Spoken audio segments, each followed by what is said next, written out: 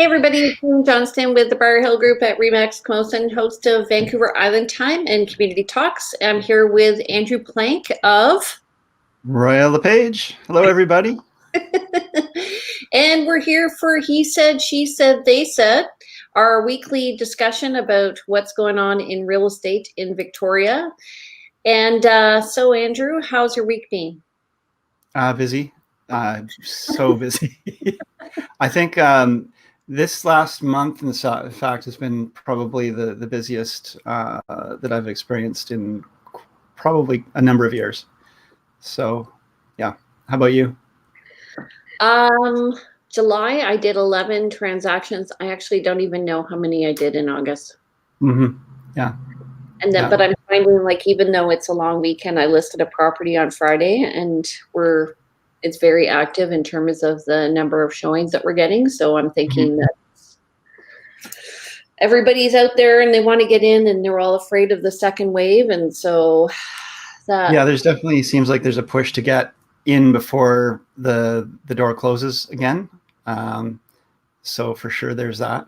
Um, I'm finding, I think, like single family home with suite is the sweet spot for most buyers right now. A lot of like that's been my experience where if you list a home, and what I'm seeing all of our colleagues asking for is, please find me a suite, a home with a suite in a certain price point. Let's go. right. And so what Andrew's talking is there is an informal network of communication between realtors when we have needs and wants. It's called, right? Yep. Yeah. Well, we just network with our colleagues in various means. So whether that's through online groups or just meeting them around the water cooler, you're asking, like Jane just asked me, how's it going? What's up? And this is how we get, this is how we get caught up on what's going on with not because we each work in our own little world, right? Yeah. So we have our own experiences, but it's good to hear how others are doing. And I find like a lot of people who don't know what's happening in real estate, they don't work in this industry, and they don't understand how lonely it is. Actually, we do a lot of the work by ourselves. Do you find that? Well, I don't find it particularly lonely, except that I do note that some of our colleagues really network strongly with other colleagues, but when you're really busy, it's really you're concentrated and focused on your clients. And if you don't have an admin support person, you're doing a lot of admin as well. And even if you do have an admin support person, there's a lot of work that admin can't do, like reviewing strata documents and so forth, that you're doing late into the night when everybody else is sleeping or not actually viewing properties.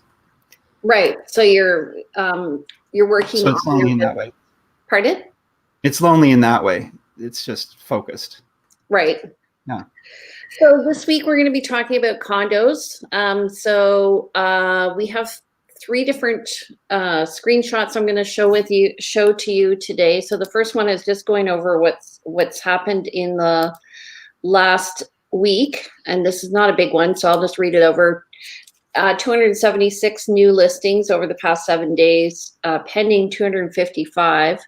So that's the number of listings that have gone unconditional, not quite taken possession. It's almost a 1-to-1 ratio. Almost every property listing, it's not necessarily those properties that are selling, but a 1-to-1 ratio of listings coming on market and listings coming off market. Yeah, and the sold ones show how many people have completed. So that's high at 335. Yeah. This is traditionally a high number, don't you find? Yeah, during this week for sure. Yeah. And the price decrease 129, that's high, I think, as well. Usually it's around 70. Right. So definitely, if you're not priced proper, there is a lot of activity and properties are selling, but people are also realizing that they need to make some adjustments if it's not happening for them. And expired listing. So what that means is either the listing has, the sellers decide to take it off the market, or they're relisting it and probably at a lesser price. Do you find that? Do you do that? Relist at a lesser price? Well, my clients do. Yeah. So we will either, you sign a listing contract. It's a certain length of time. Usually, let's say it's 3 months. It expires at the end of the 3 months. You're going to relist it. Sometimes people will expire their listings early to relaunch at a lower price. Sometimes it just expires and they will go on to either working with a different agent or not not or working with the same agent, or just not, they changed their plans. So the expireds are representative of what didn't work out for a certain time period anyway. A plan. Yeah. A plan. Yeah. Okay, and so we were wondering, Andrew and I were wondering, like, are there more condos coming on the market? Like, what's happening with the condo market itself? And so we decided to look into things a little more in depth. So which site should I show them first? Citified or the? Well, let's start with the main stats, and we can go to Citified after. Okay, so I'll read these because I have my glasses on. Are you able to zoom in on any sections on this, Jane, or is that just not possible? Yeah, probably. Hold on. How's that? Oh, great. That's way better. Okay, so in terms of number of properties listed, we're going to be looking at residential and condo. So this year, there were 526 single-family homes listed, and last month, the current month, this is the current month, so August, I'm doing this August 31st. So this is August of 2020 versus August of 2019. So 526 listed single-family homes in August of 2020 and 364 in August of 2019. So that's increase of 45%. Over last year. Last year. But overall, year to date, we're actually down 3,431 compared to 3,896. So we're down 12% overall number of single-family homes. This month. So what does that suggest to you, Jane? Well, I think that we were really hit by the number of listings that did not get listed in March and April. Right. Things started to pick up again in May. Exactly. So we're starting to see more listings than average coming up now, despite it being less listings overall. Last month was a lot more listings than we would normally see in August, because what we didn't see in the spring is being brought forward today. Yeah, we're doing I call it a late spring market. Yeah, very late. Okay.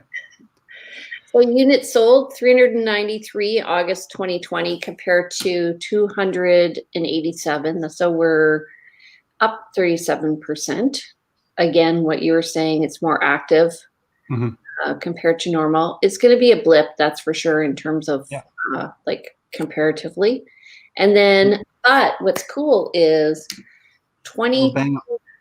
Sorry, I just want to point out we're bang on for actual listings sold. Versus last year. Yeah. It's a 0% change. Yeah. Yeah. So 2,208 sold to date this year compared to 2,201 last year, all year. Yeah. And then the list to sale ratio is 75% this year compared to 79% last year. So that's interesting to me.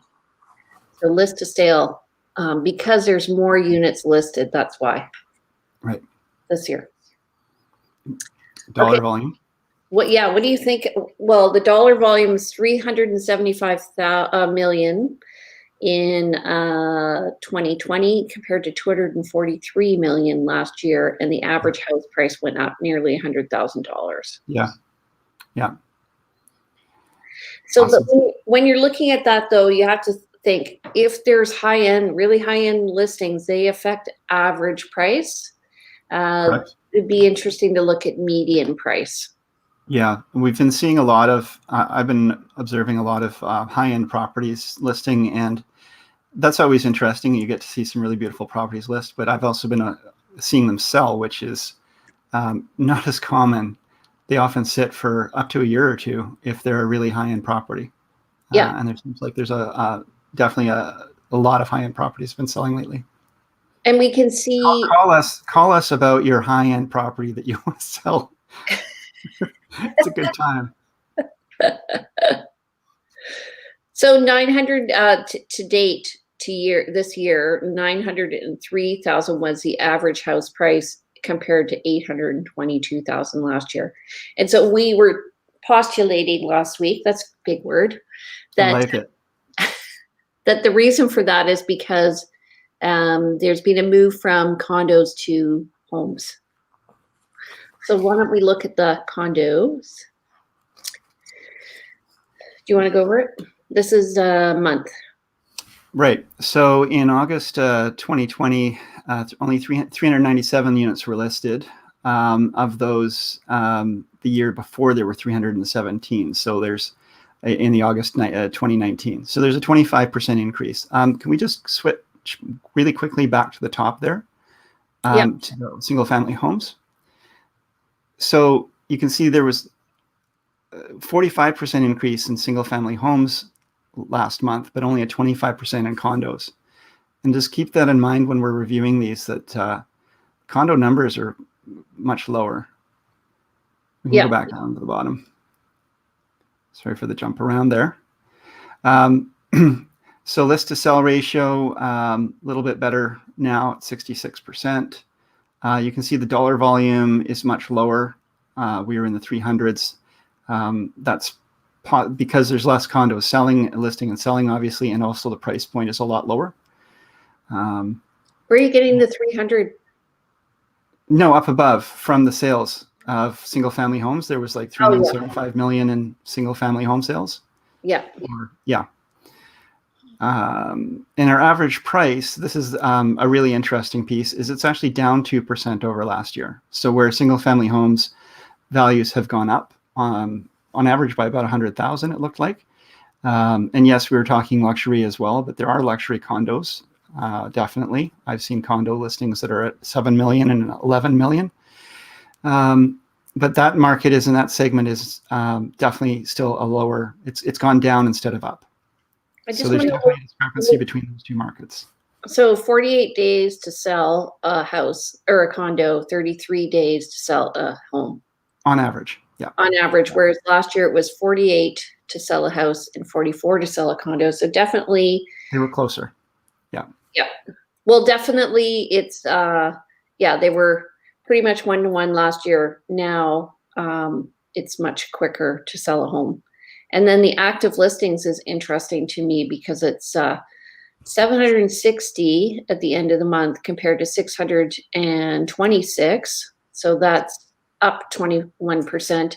And single family homes is down 22%. Mm-hmm. So we're right. Doesn't it feel good? Okay, let's just look at the overall. It's hard to be right all the time. So overall year is 2710 for this year compared to 2518 for last year. Hey, so, Jane. Sorry to interrupt, but I think for future it would be great. We should try to mark these up because I'm having a hard time even following these numbers as we jump around. So anybody listening can hear what we're saying, but if you're trying to visually watch this, you don't have a way on this system to have a highlighter tool or anything? Oh, I'm sure I could figure it out. Okay, we'll figure that out for next week. Sorry, everyone. It's okay. So units sold, though, we're down 1362 year to date compared to 1517. So we're down 10%. You know what I'll do is I'll just create a little my own form next week. Yeah, we can do a slideshow. Yeah.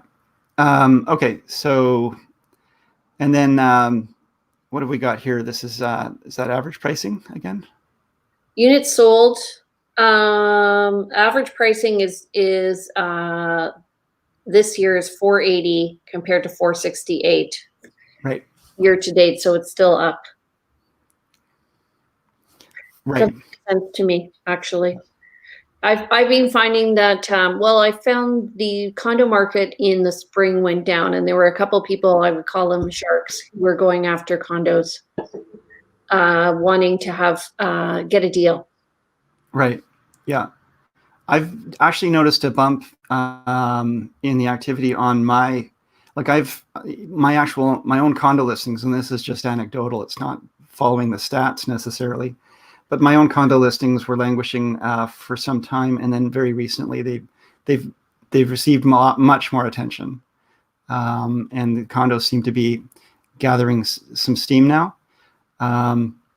And that kind of makes sense to me because, and Jane, you can maybe speak to this as well, but I find that as one segment of the market goes up higher than another, it does tend to pull the other one, drag it along behind. There's kind of like a bungee effect, where as the gap widens, even if there's less demand for condos at this time, once the gap widens enough, condos just look that much more attractive.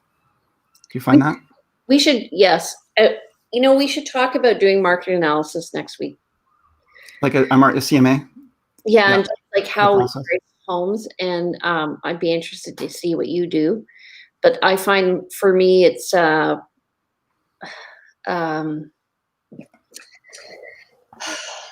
find like there are cusps which people want to buy in, and then if it goes over, they may not even see that, depending on what their mortgage broker has approved them for. So case in point would be at the $1 million mark, it's much more difficult once you're over $1 million to finance a home. You need to have your 20% down. You can't do a high ratio mortgage. So correct. There's a lot of buyers out there with, let's say, enough savings to buy a home if they were putting 10% down over $1 million, but they're not allowed. So they can buy a home easily up to 1 million qualified, but because they don't have that extra money, they can't go further. So that's what puts a lot of heat on this under 1 million mark right now, and is what is probably keeping the market in some ways under the 1 million for many homes. But the gap is widening, and it's becoming, there's a lot of pressure at that point. Yeah, there's a lot of rules in real estate that affect pricing. So one could be the new homes and GST numbers. Yeah. Right? So up to a certain number, your GST 750 with a brand new home, there's no GST. And then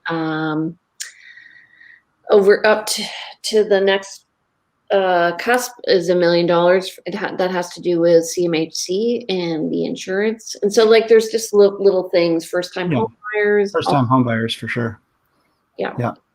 I remember when we first got into real estate, first-time home buyers was 425. Yeah. Or 400 to 450. And then it went up to 425. And that affected where houses were priced, because all of a sudden you save a lot of money. I think it was $9,000 you saved if you managed to get a house for $400,000, whereas at 450 you were actually paying 459.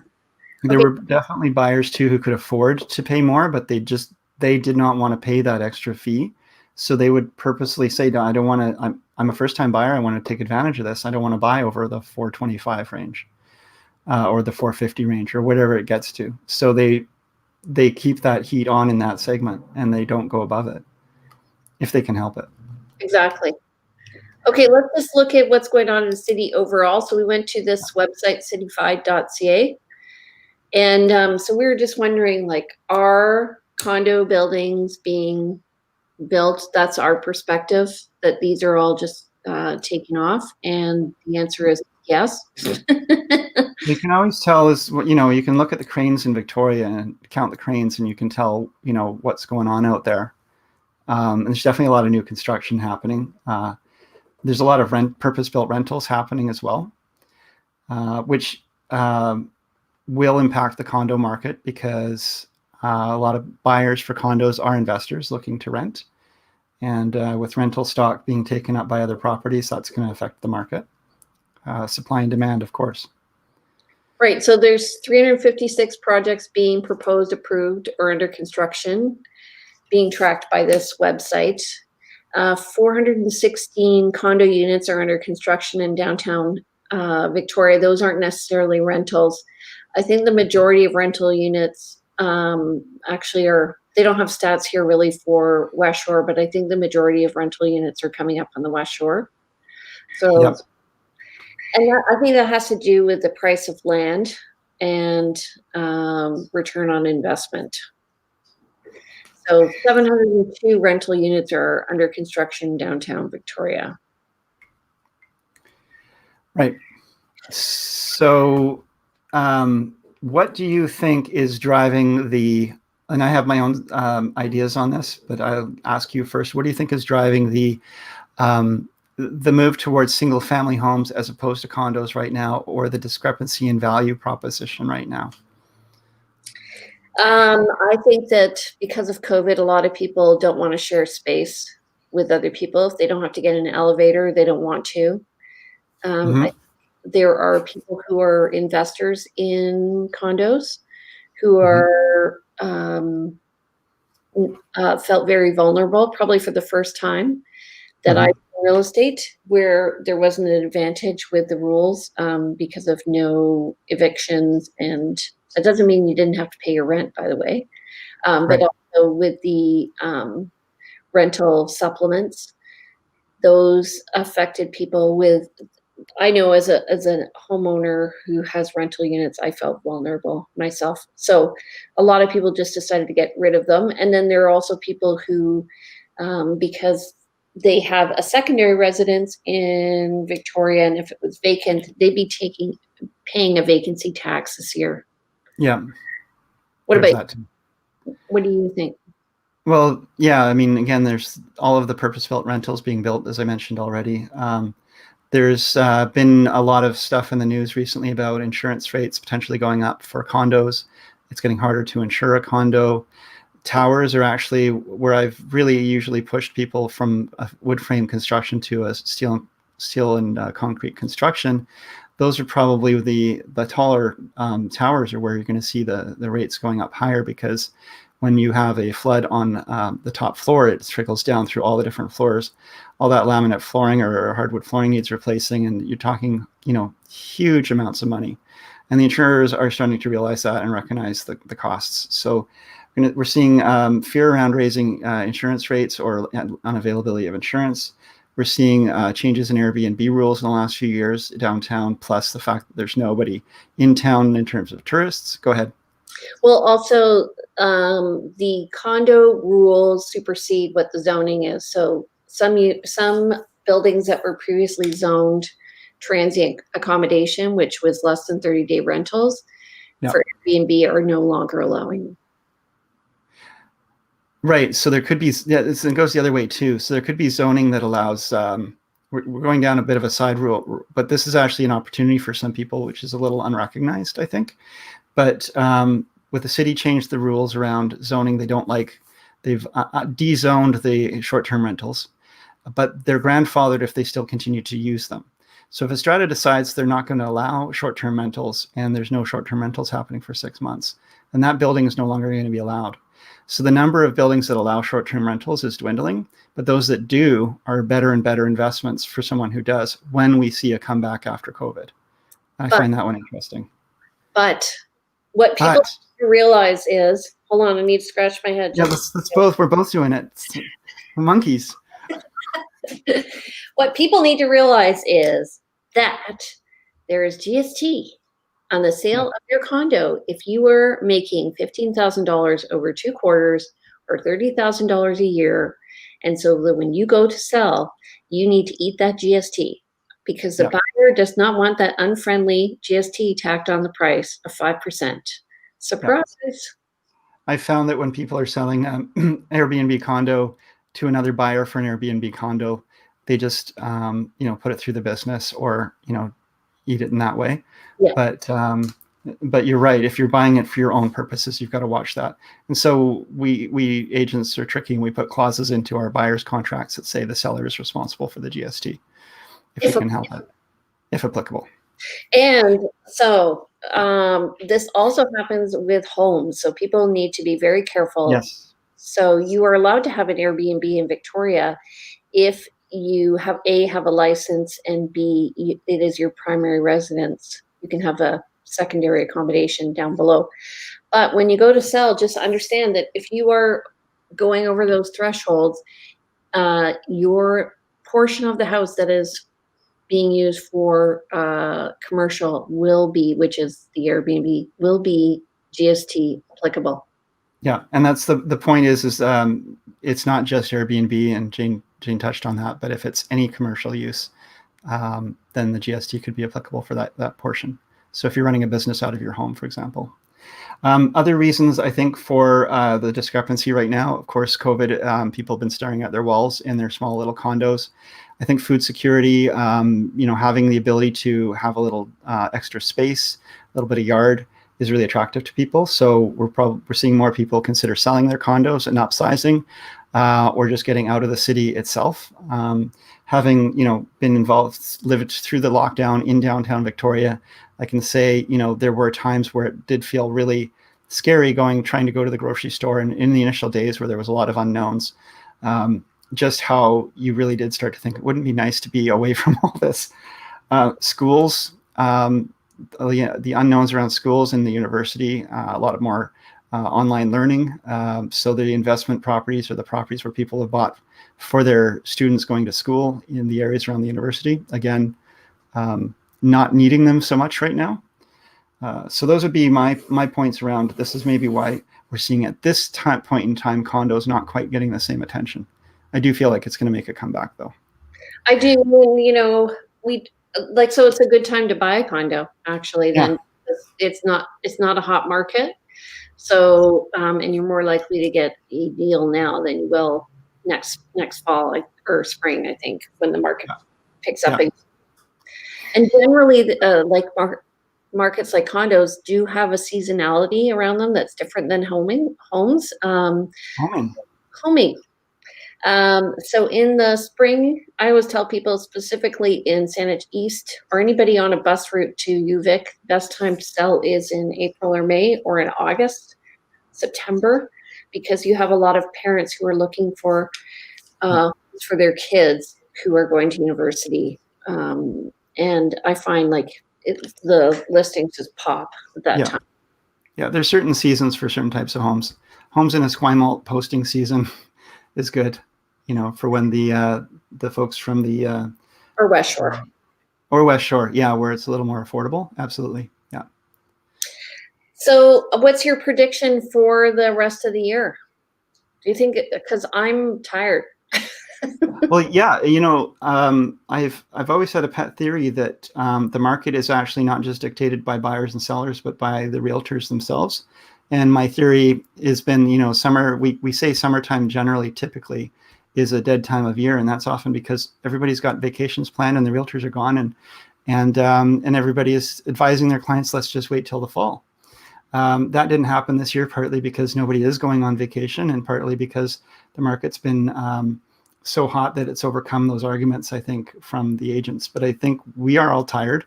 What happens is there's a trickle-down effect. I think the most active, busy agents get overwhelmed and they're full capacity, and the less busy agents start to pick up the slack, and then it gets down to, people will choose any new agent they can find at one point. But it reaches that point where, the string breaks. Right. So I do think it's going to continue on. I think we're going to see it relatively steady-ish. It's going to be still busy and hot for a little while until it gets darker, colder, and potentially people start to get ill again, whether it's regular colds or COVID. We're going into cold and flu season, and I think that's going to create a lot more anxiety for everyone, and that will shut things down. Yeah. I found this weekend, I actually just took 2 days off, and I was more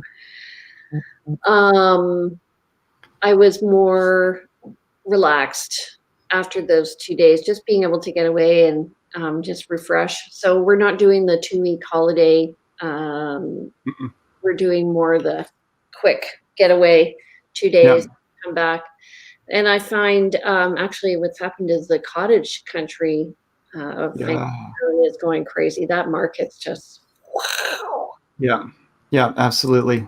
Huge interest in that. I've got a number of people looking for waterfront cottages or waterfront homes, and on the lakes and rivers and oceans of Island. So yeah, and that's in keeping with everything else we've said about COVID, I think, and the fact that I think people are tired of staring at their walls. Yeah, and I think also if they don't have to go away, they're not going away. So if you can vacation on the island, then they're taking advantage of it. Yeah, so the same thing happened with RVs. The RV market has gone insane. Apparently, yeah, because again, you can't fly anywhere, so people are spending big money on RVs. People are spending big money, I guess, or they can't find fridges and freezers. Again, speaking of food security, everyone is sort of looking a little differently at the world. Right. So they're changing their buying patterns, and that does include the idea of like, let's find a nice spot for us to share on a little vacation spot, a little plot of land. And so I was saying to somebody, some of the islands are a bit scared because people are vacationing on their islands, so they're bringing illness with them. So I was thinking, if I lived on, like, I think Pender Island was a bit afraid because they were COVID free. Mm-hmm. Or you put a sign up, the whole island is in quarantine, so that nobody shows up. And you just kind of relax. My daughter keeps suggesting, why don't we just quarantine Vancouver Island? Why don't we just quarantine Vancouver Island? So, yeah, I mean, I know in Western Australia they did that. They quarantined the whole state. yeah, I have a friend who lives there, and I think they've had their first outbreak in months. right. They were Yeah, having events with 30,000 people and living life all normally. And like, I've been watching her post, and I was saying, like, you're doing regattas, you're doing, soccer games, and she's like, we've been COVID free. So what happens is anybody who comes in is mandated to quarantine for 2 weeks before right. they're allowed to go. Yeah, yeah. Well, then that works. I mean, I was thinking it wouldn't, like, you have to have people driving trucks in with food and supplies to the island. We can't completely isolate. And there's people with family who come here, and there's if someone is sick or dying, either here or elsewhere, and family wants to come visit or go visit, it's, I guess it's the risk versus reward you got to consider. I don't personally agree with quarantining, but I love the idea of being COVID free and having everybody able to gather again. Yeah. So I think we're just going to have to learn to live with it over the next years. Do you carry sanitizer with you when you're showing properties? Yeah, sanitizer, gloves, masks. Been buying a few different masks because I need to have extras for clients if they don't show up with one. So absolutely. And this is a requirement of the board and sellers, and actually our company, my company. And also, it's just best practices from the province as well, right? So, I mean, I'm not following all. I'm not reading up on all of the exact best practices, other than I try doing my best to follow all the protocols that we are coming up with. But I can't say I'm up on top of everything that Bonnie Henry has told us. And I'm finding that people are pretty respectful of that anyway. Yes. And in a condo, you want to be respectful of that. Absolutely. Yeah. A rental. I have heard stories of people actually recording people when they go into the homes. And we all have, heard of the nanny cams and those things. So when an agent is showing a home, if they're walking through and they're not gloved up and they're not wearing a mask and their clients are all touching everything, it's pretty disturbing. And we're trying to control that and keep everybody safe. So it's good to have those, and it's good to realize that, there's a reason that we need to do this. So, yeah. Yeah. Okay. So, yes. We're going to meet next week. Let's talk about pricing your property to sell. Right. Okay. So market analysis, like process and what we think of and how we look at it. Yeah. Okay. Sounds So good. you guys, every Monday at 10 a.m., please tune in to He Said, She Said, They Said with Jane Johnston and Andrew Plank. Andrew, how do we get in touch with you? You can reach me through my phone, 250-360-6106, or check out my website, www.andrewplank.com. If you go to the bio section, you'll find a video a little bit more about myself. And thanks everybody for watching. How about you, Jane? My name's Jane Johnston. I'm with the Briar Hill Group, and one day I'll tell you the story behind that name. You can reach me at 250-744-0775, and my website's briarhillgroup.com. All right, everybody. I know the story. Okay. Well, we'll talk about your motto as well. Okay. Okay. Talk to you later, everybody. See you next Monday, 10 a.m. right here. Bye-bye. Bye. Thanks, guys.